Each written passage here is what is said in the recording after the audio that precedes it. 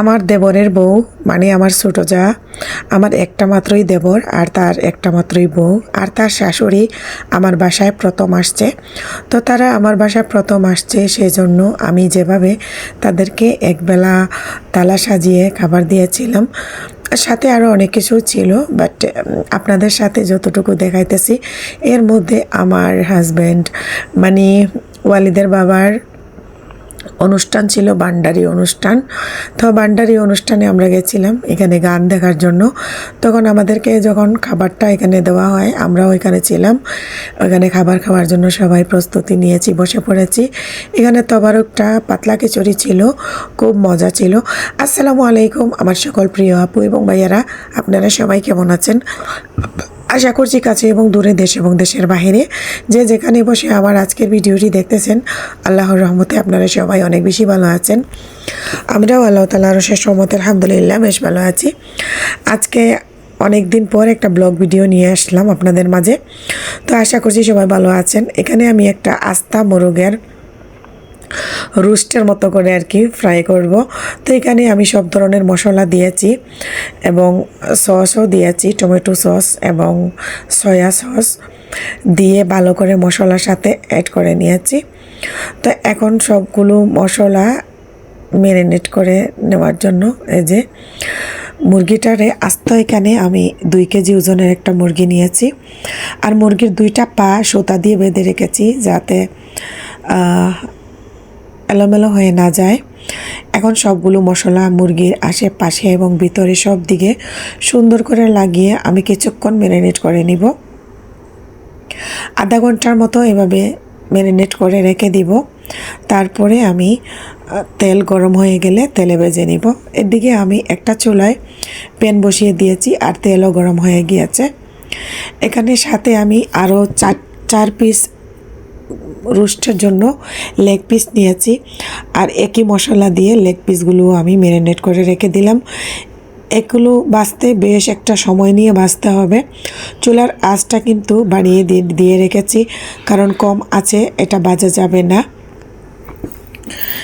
আরেক চুলায় আমি ডিম সিদ্ধ বসিয়ে নিয়েছি আর আলু সিদ্ধ করে নিয়েছি। এর সাথে রোস্টের সাথে আস্তা একটা করে ডিম রাখবো আর আলু ভেজে দিব সুন্দরের জন্য। ভালো করে এপাশ ওপাশ করে বেশি করে তেলের মধ্যে মুরগিটাকে ভেজে নিতে হবে। আপনারা দেখতেছেন অনেকেই আমার ভিডিও, আমি প্রথম যখন থেকে ইউটিউবিং করি আপনারা আমার ভিডিও দেখেন, অনেকেই আমার ভিডিও দেখে সুন্দর সুন্দর কমেন্ট করেন আর বলেন আমার রান্না সুন্দর হয়। আর আজকের রান্নাটি আমি যখন ভয়েস দিচ্ছি তার আগে তো অবশ্যই রান্না করেছি। রান্নাটা দেখতে যেমন সুন্দর হয়েছিল, খাওয়ার সময় আমিও খেয়েছিলাম, ভীষণ মজা হয়েছিল। ঠিক একই তেলের মধ্যে আমি আলু এবং ডিমগুলোও ভেজে নিচ্ছি। তারপরে আমি তেলগুলো ছাঁকনি দিয়ে সেঁকে তারপরে এই একই তেলের মধ্যে, তেলটা আমি নষ্ট করব না, ওই তেলের মধ্যেই আমি রোস্ট, আস্তা মোরগের রোস্ট ওইটা আমি রান্না করে নিব। এখানে পেঁয়াজ কুচি দিয়ে দিয়েছি প্রায় 4 কাপ পরিমাণ, আর পেঁয়াজটা তাড়াতাড়ি সিদ্ধ হওয়ার জন্য দিয়ে দিয়েছি এখানে পরিমাণ মতো লবণ, আর দিয়ে দিলাম এখানে প্রায় 4 টেবিল চামচ পরিমাণ আদা রসুন বাটা। আর এখানে আমি সব ধরনের গুঁড়া মশলা দিচ্ছি, রোস্টের মশলা 1 প্যাকেট দিয়ে দিচ্ছি। এখানে যেহেতু প্রায় 2 কেজি ওজনের মুরগি, তার জন্য 1 প্যাকেট বেশি লাগবে। আমার কাছে আগের কিছু মশলা ছিল, সেটাও আমি এখানে দিয়ে দিলাম। আমার শরীরটা তেমন ভালো না, আমার প্রচণ্ড কাশি হয়েছে।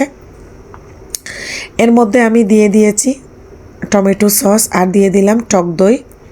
টক দইটাকে আমি ভালো করে ব্লেন্ড করে নিয়েছিলাম। এখন ভালো করে কষানোর পালা, যত ভালো করে কষাবো এই রান্নাটা কষানোর মধ্যেই কিন্তু কমপ্লিট হয়ে যাবে। মশলাটা অনেক বেশি সময় নিয়ে চুলার আঁচটা মিডিয়াম আঁচে রেখে ভালো করে কষিয়ে নিচ্ছি। আর এর মধ্যে আমি 4 চা চামচ পরিমাণ মিষ্টি দই দিয়ে দিলাম। টক দই তো দিয়েছি, সাথে মিষ্টি দইও দিলাম, কারণ আমি চিনি ইউজ করতেছি না, তার জন্য মিষ্টি দইটা দিলাম। মিষ্টি দই দেওয়ার কারণে চিনি যে ব্যবহার করলে যে স্বাদ বা টেস্ট আসতো সেটুকু চলে আসবে। এখানে আমি কাঁচামরিচ আস্ত আস্ত কয়টা দিয়ে দিলাম ফ্লেভারের জন্য। আর জালের পরিমাণটুকু আসলে মরিচের গুঁড়া খুব কম দিয়েছি। এগুলো যার যার আইডিয়া মতো দিতে হবে, যে যতটুকু খাবে। আর আমি এই রোস্টটা জাল জাল রোস্ট করতেছি। মিষ্টি রোস্ট আসলে গ্রামের মানুষ খেতে পছন্দ করে না, আর বেশি মিষ্টি হলে তারা খেতে পারবে না। এটা আমার জায়ের মায়ের প্লেটে আমি আস্ত প্লেটটা সাজিয়ে তাদের সামনে দেব। আশা করছি তাদের ভালো লাগবে। আমার এক চুলায় এখন ওইটা হচ্ছে, আর আরেক চুলায় আমি পোলাও রান্না করে নিচ্ছি। পোলাও রান্না করার আগে পেঁয়াজ বেরেস্তা করে নিব। এখানে দেখতেছেন অনেকগুলো পেঁয়াজ আমি বেরেস্তা করার জন্য তেলে দিয়ে দিয়েছি। এদিকে পেঁয়াজ বেরেস্তা হচ্ছে, আর ওইদিকে মুরগিটাকেও আমি একটু উল্টিয়ে পাল্টিয়ে দিচ্ছি। ভিডিওটা হয়তোবা অনেকটু লম্বা হয়ে যাচ্ছে। আমি যত চেষ্টা করতেছি ছোটো করার জন্য, তারপরে বড় হয়ে যাচ্ছে। কথা বলতে বলতে আপনাদের সাথে একটা কথা বলে নিচ্ছি।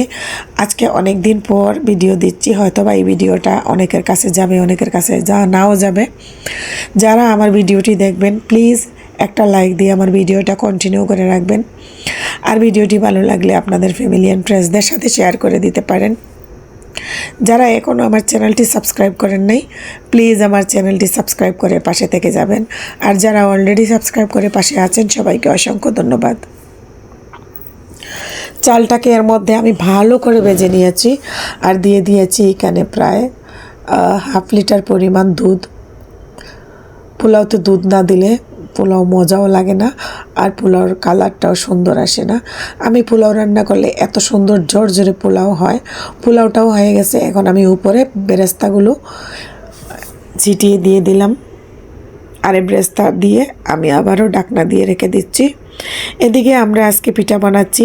আমার শ্বশুর, যেহেতু আমার শাশুড়ি নাই, আমার একটা মাত্র ননাস ছিল, উনিও নাই, কে খাওয়াবে আমি ছাড়া? কিছু পিঠা না খাওয়াইলে আমার মন মানবে না। তেলের পিঠা বানাবার জন্য রেডি করে রেখে দিয়েছি, আর এখন পুলি পিঠাগুলোও বেজে নিচ্ছি একই সাথে, রান্নার সাথে সাথে। পোলাওটা হতে হতে আমার এদিকে পিঠাগুলো ভাজা হয়ে যাবে। আর এর মধ্যে আমি এই যে খাবারটা পরিবেশন করে নিয়েছি। আজকে আমার ভিডিওটি কেমন হয়েছে প্লিজ আপনারা সুন্দর একটা কমেন্ট করে জানিয়ে যাবেন। আপনাদের সুন্দর একটা কমেন্ট দেখলে আমার আজকের কষ্ট করে ভিডিও করাটা আমার সার্থক হবে। প্রচণ্ড শরীর খারাপ, অনেক বেশি ঠান্ডা লেগে গেছে গলার মধ্যে, কুসকুসি খাসি। সবাই সাবধান থাকবেন, ওয়েদার চেঞ্জ হয়েছে। সবাই ভালো থাকবেন, সুস্থ থাকবেন, এই কামনা করে আজকের মতো আল্লাহ হাফেজ। আসসালামু আলাইকুম রহমতুল্লাহি ওয়া বারাকাতুহু।